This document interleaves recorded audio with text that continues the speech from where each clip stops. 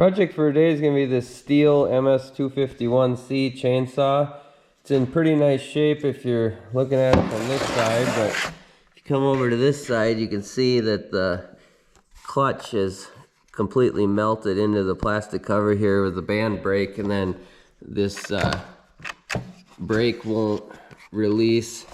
So what happened is the customer said that he started it up and he wanted to run the last bit of his old gas out of it, and he had it at high idle and just set it on the ground and then walked away and didn't realize that he had the brake set, so it sat there burning the clutch because it couldn't spin. And you can, I don't know how well you can see the discoloring, but it's nice and blue where it got really hot on that metal until it started to melt everything, and he noticed there was smoke coming out of it when he came back, so he shut it off, but then he couldn't get the brake to release, and it would still run, but it would not spin the chain. So we're gonna pull this whole cover off here. I think I'm gonna have to pull this clip and just pull the whole clutch with the cover if I can. I'm just hoping that the brake isn't stuck in there. I might have to kind of chisel this off of there trying to get it off. So we'll see how that goes. I'll get you set up and we'll get started. So I've seen this happen before, but this is one of the models I haven't really messed with. So it looks like the cover is split. And it's stuck down in here.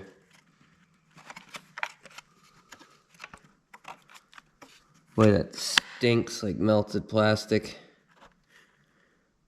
So I'm gonna pull this clip and see if the clutch will come with it.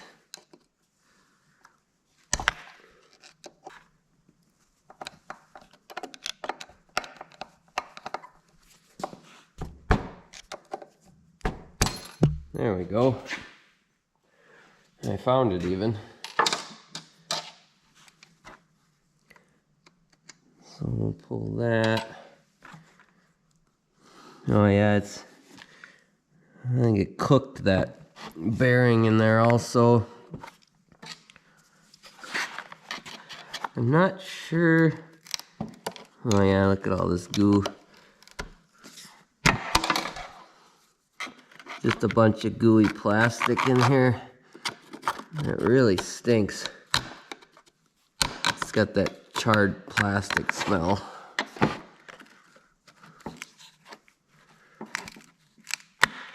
There we go.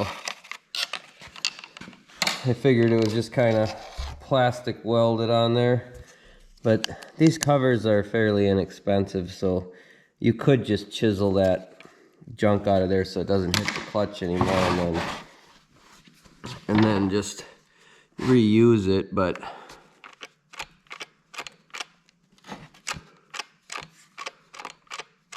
so I'm not sure why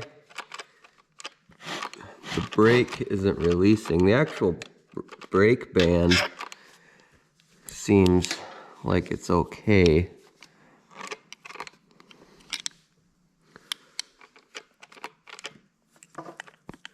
I'm just hoping it's not worn into or melted into the actual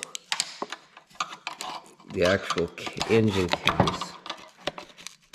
Because I've seen that before, and then your saw's just kind of junk unless you really want to put some money into it.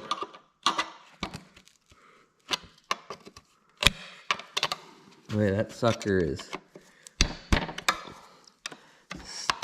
just melted really bad. He did a good job on this one. I haven't seen one that's this stuck.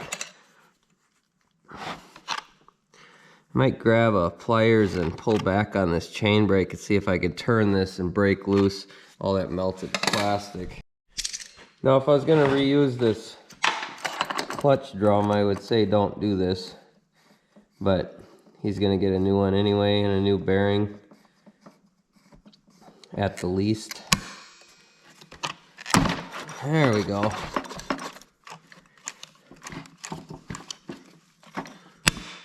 There, I got it to snap the clutch off, or the chain brake off. Oh boy. Yeah, you can see where it wore a groove into there, and that's all the melted plastic around the drum. And then I'm not sure how well you can see that needle bearing in there, but that's cooked also. I don't know if that has a plastic cage around the needle bearing, but it looks like something melted in there, but that could be if it had some grease in there. So I think the chain brake itself, the band, is okay because it actually wasn't spinning. It was just held in one place. So this has you can put a deep well socket over this and grab that to pop the clutch shoes out. But boy, he just ruined the shoes completely.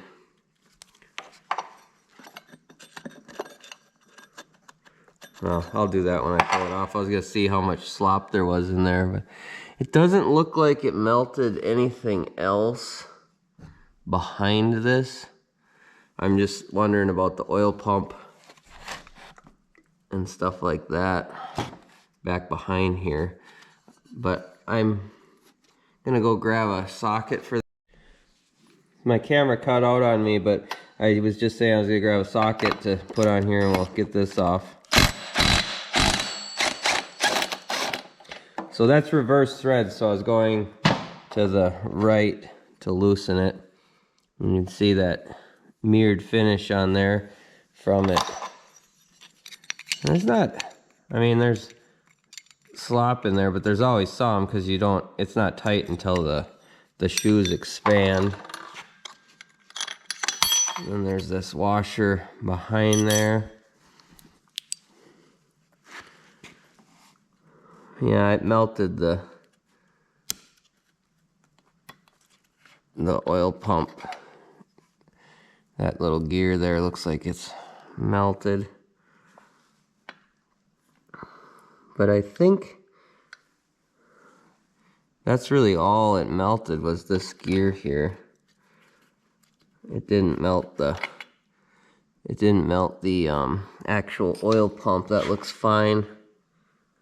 So I'll clean this up and see if there's anything else melted, but I think we're okay. I'm gonna snap the chain brake so I can chip some more of this plastic that's melted out of here. It did melt a little bit down into this housing down below,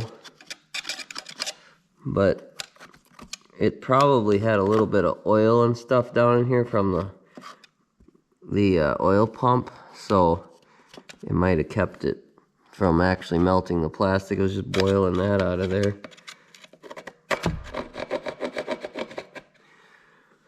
But I'll get this cleaned up, and then I'm gonna look into ordering some parts for it, and then I'll bring you back when I've got everything for it. Alright, so I got this cleaned out about as good as it's gonna get. There's a lot of residual like staining and stuff from it being kind of melted in there, but it should be fine. That inner cover doesn't look like it's took too much damage. It just kind of surfaced. So I've got this new cover. This was an actual OEM Stihl cover. I ended up getting that on eBay.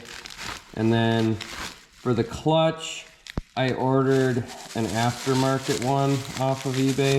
It was kind of a kit, and it came with that gear for the oil pump. So I added all the parts up together, and this kit was a lot cheaper. The only thing with the aftermarket stuff, for this chainsaw stuff, that I've noticed is the sprocket sometimes wears faster on the aftermarket stuff than if you went with the OEM Stihl, like drum and sprocket. But the actual clutches seem like they're okay. So we've got the new clutch shoes here. You can see the color difference for how much this one got heat treated. So we'll see how that works. He didn't care that I went the cheaper route for him. He wanted me to just order the kit like this, so he already is aware that this stuff might not last as long as the OEM stuff, but I don't think he cuts a heck of a lot of wood. This came with the new bearing and the clip and the little washer. The only thing we didn't get is this backing washer that was over the top of that gear in there. So I guess we'll start putting this back together. So before I put it together, I was just going to show one more thing to check on these if your oiler's not working. This line here has a heck of a curve in it. I don't know how well you can see that on camera, but this lower line, it can become kinked if it's getting to be an old line. It'll get hard and kind of kink there. It'll close up, so it won't let oil flow through, or it'll crack and it'll leak. So I'm gonna put this oil pump gear in. It just kind of slips in there. There's a gear in there that it meets up with that when it spins here. And then this washer should be stamped. Here it says, I don't think you can pick that up because this is kind of stained from the heat, but that says top. That means that faces out towards us. And then we'll spin our clutch on. I didn't realize at the beginning of the video that we didn't have a very good lighting on this, so I'm trying to show you a little bit better view here. So I'm going to grab a socket and the impact and we'll tighten that down. Now this is reverse threads, remember, so we're going to go backwards.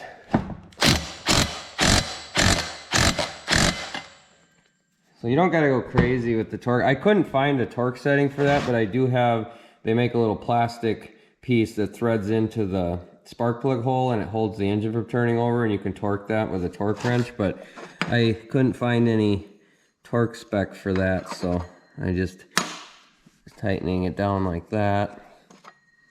And being the reverse thread like that, it doesn't usually cause a problem. I'm just kind of testing the fit here to see if it's gonna rub. I chiseled most of that stuff out of there, that plastic, but I kind of wonder if I've got some hanging up here. I don't have the bearing in here, so it's not centered right now, but I think we're still gonna be hitting there a little bit, so I'm gonna take a screwdriver and pull some of that material out of there. So I took just a little file and filed the edge in between there with the chain brake pulled so it was looser to get in there, and got the rest of that plastic off of this band. I should have probably pulled the band completely out. If you want to pull the band out, you just pull that screw there. You want to make sure that it's released so there's not tension on the band when you pull that, and then you can just slide the band out, and you'll have to kind of pull it back into place when you go to put it back in. But I'm just going to take a little bit of grease and put on this bearing. You don't want to go crazy with it, just kind of coat the bearing lightly with grease. Some people have told me that they don't like putting grease on these, but I like to put a little bit on there. So I'm going to put the bearing on first, I think. And then I'll slide this drum on there. Like that. So it's kind of hard to tell on camera, but we have clearance all the way around it now where it's not touching that band. And then this did come with the new clip and the washer, so we'll use that.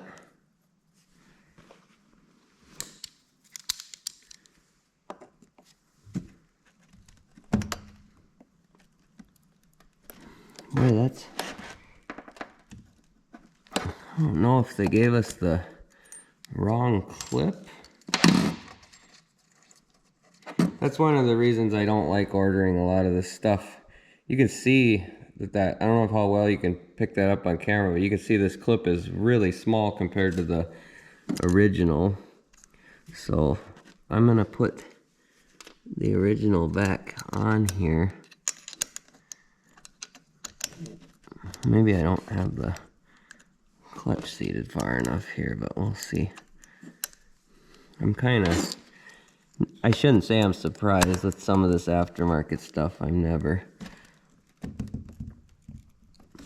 super surprised when they're out of spec. Let me get the proper pliers to put that on. So it turns out the washer they gave us and the clip are wrong. This washer is too big and the clip is too small. I don't know. You can't really tell the difference too much. It's just, maybe you can see it that way. It's deeper. So it's the same size around, but it's got a bigger bump on it. So it's that clip is not going in there like it should.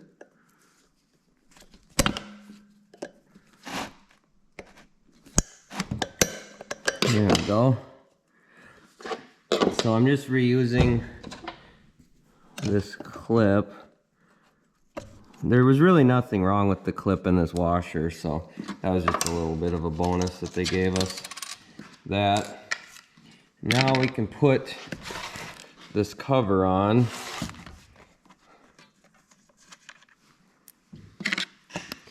It kind of clips in down at the bottom and then slides up here.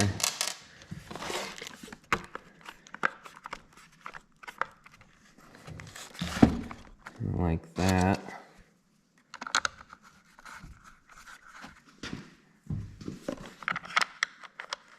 So when you pull it off, I didn't do that with the other one because it was all melted and I was prying it off, but you take these screws and then kind of pull from the top down and it'll pop out of these clips down here. I'm just making sure it kind of looks like it's out a little bit here, but I don't know if there's much I can do about that because this kind of deformed. But I'll grab the torque socket and tighten those down.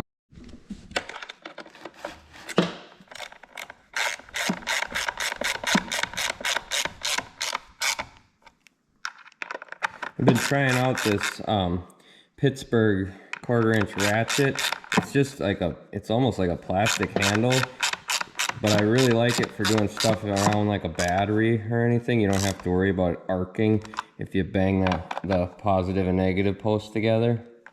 But I don't think I would reef down real hard on it, but this stuff doesn't need to be that tight anyway. So it looks like that's okay. So I think we're ready to fire it up and make sure that everything works. He has the clutch cover and the bar and everything. He brought it in like this, so I can't really go and test run it with a chain on it or anything. So we'll try firing it up and see what happens. Oh, this has the easy start model, so you just pull real slow and it kind of snaps it. I didn't realize that.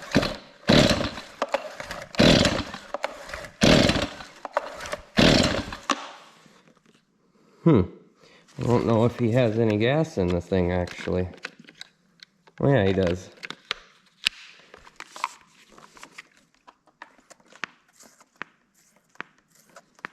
I'll try priming it a few times.